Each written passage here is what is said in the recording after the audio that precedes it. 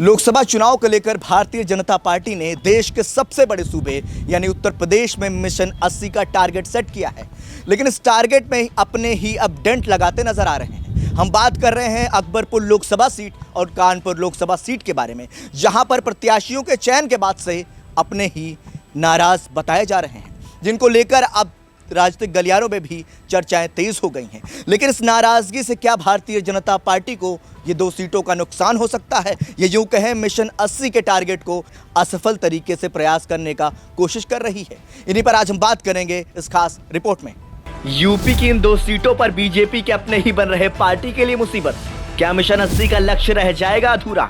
अकबरपुर और कानपुर सीट पर पार्टी हुई गुटबाजी का शिकार। क्या कुछ कमाल कर पाएंगे भाजपा के घोषित उम्मीदवार? लोकसभा चुनाव के बीच राजनीतिक प्रतिद्वंदिता अपने चरम पर है और वैसे भी राजनीति की खास बात है भी यही कि कब अपने ही दुश्मन बन जाएं और कब नाराज हो जाएं, पता ही नहीं चलता। यही वजह है कि अब कुर्सी की लड़ाई और वर्चस्व की दौड़ में निकटता दूरियों में तब्दील होनी शुरू हो गई है। कुछ ऐसी ही तस्वीर अब उत्तर प्रदेश की कानपुर लोकसभा निर्वाचन क्षेत्र और अकबरपुर लोकसभा सीट पर देखने को मिल रही है। नाराजगी के दावे उत्तर प्रदेश की सियासत में कयासों के बाजार को गर्म कर रहे हैं। दरअसल कानपुर लोकसभा सीट और अकबरपुर लोकसभा सीट पर यह नाराजगी सामने आ रही है। अब ये नाराजगी महज कयास है या वाकई में इसके पीछे कोई खास वजह है? आइए इस रिपोर्ट में समझते हैं। अकबरपुर लोकसभा सीट पर भाजपा के अंदर ही कई गुट। पहला मामला अकबरपुर लोकसभा सीट से बीजेपी प्रत्याशी देवेंद्र सिंह भोले से जुड़ा हुआ है। इस सीट पर पहले ही कई दिग्गजों की नजर थी, लेकिन सीट की दौड़ में बीजेपी के वर्तमान सांसद देवेंद्र सिंह भोले ने टिकट हासिल कर ये बाजी अपने पाले में कर ली है। वहीं सीट पर कैबिनेट मंत्री राकेश सचान, यूपी सरकार में राज्य मंत्री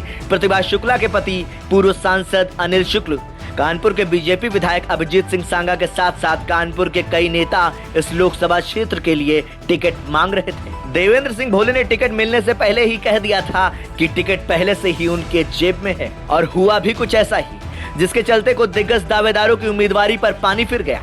नामांकन के पहले दिन बीजेपी प्रत्याशी देवेंद्र सिंह भोले ने अपना नामांकन कराया और बड़ी जनसभा का आयोजन भी किया, जिसमें शहर से लेकर लखनऊ तक के नेताओं ने शिरकत की। फिर चाहे यूपी विधानसभा अध्यक्ष सतीश महाना हो या फिर कानपुर के अधिकतर विधायक और मंत्री, सभी इस कार्यक्रम में मंच पर एक साथ दिखाई दिए। सिर्फ एक चेहरा मंच से नदारद था, वो थे कानपुर के बीजेपी विधायक अभिजीत सिंह सांगा, जिनके लिए मंच से वक्ता ने कहा कि विधायक अभिजीत सांगा आने में असमर्थ हैं और वो इस कार्यक्रम में नहीं आ सकते। दरअसल विधायक अभिजीत भी लोकसभा की दौड़ में शामिल थे और खबरें थी कि वो भोले की टिकट से नाराज हैं। अब नामांकन के दिन मंच पर नजर न आना इस खबर को और कयास को कहीं पुख्ता तौर पर मजबूत करते हैं।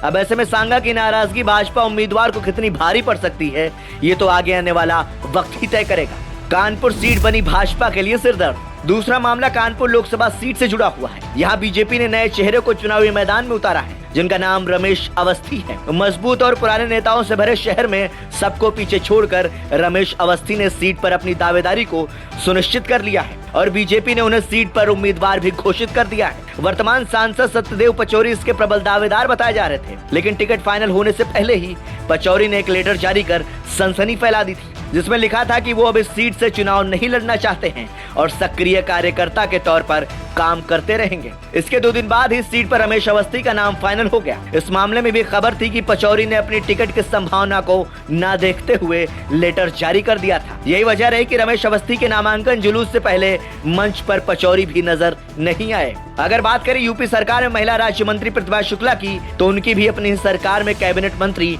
राकेश सचान से कुछ दिनों पहले ही एक विवाद चल रहा था, जिसकी खबरें सामने आई थी कि मंत्री प्रतिभा ने एक अवैध खनन के मामले में बीजेपी कैबिनेट मंत्री राकेश सचान पर गंभीर आरोप लगाए थे, जिसमें उनके द्वारा कथित तौर पर अवैध मिट्टी के काम कराए जाने का मामला सामने आया था, जो कि प्रतिभा शुक्ला के विधानसभा क्षेत्र में हुआ था। रमेश अवस्थी के नामांकन के दिन उनके भी जुलूस में प्रतिभा शुक्ला गायब नजर आईं, क्योंकि रमेश अवस्थी के नामांकन की बागडोर यूपी कैबिनेट मंत्री राकेश सचान संभाल रहे थे। जिस तरह से पार्टी में ही अपनी नेताओं से एक दूसरे से नाराज होना और अंदर ही अंदर एक दूसरे के प्रति द्वेष चल रहा है, वो इस बार यूपी की 2 सीट कानपुर और अकबरपुर पर राजनीतिक समीकरण खराब कर सकते हैं और इसका सीधा फायदा विपक्ष को मिल सकता है।